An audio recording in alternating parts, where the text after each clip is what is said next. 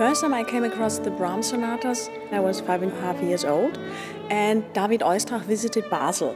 That's the small town across the Rhine where I grew up. And I remember sitting on the lap of my first violin teacher, and I was totally immersed in the music. It was the longest, most beautiful velvet wrap of music I had experienced so far.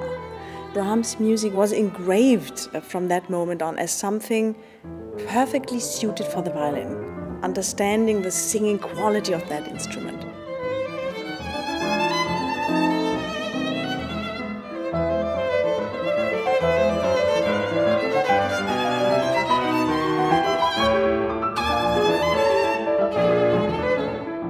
This is another one of those places where I'm sure they were not together. Really? They are also different from each other. Each of the three sonatas has a very personal history.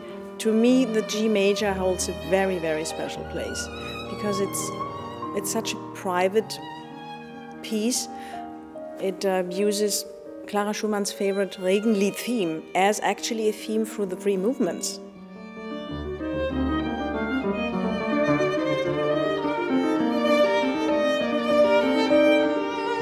And that is really a story in itself. Clara Schumann's son Felix, he had tuberculosis. So she was in a very bad state of mind, and Brahms wanted to comfort her. Yeah, he sent it to her, and apparently she was so taken with it. Yeah. She was in tears. She wrote back to him that it was a great comfort to her. So what sets the G major apart of the A major? I mean, it just is a totally different piece. It's a different mood. The A major is written for his, I don't know if she was his girlfriend, the singer, Mrs. Spies.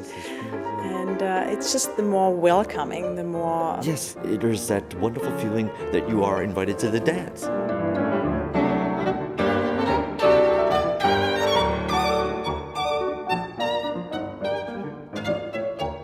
It's interesting that all three sonatas are composed during the summer months when he's on vacation in beautiful places. And the violin concerto. So he must have, I don't know, nature was a great inspiration for him.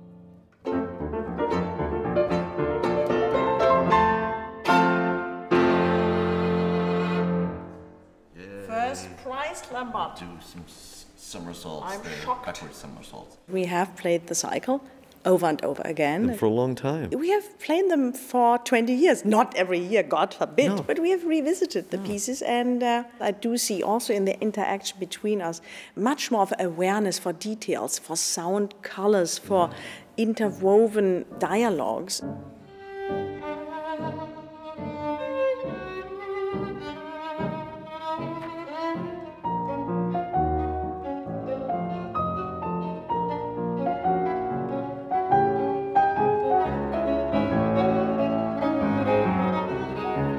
Of the three sonatas, the D minor is probably the most complex, especially the last movement. And extremely virtuosic, which I actually love.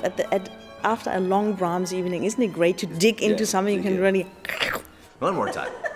Okay. It's the death of me, this passage.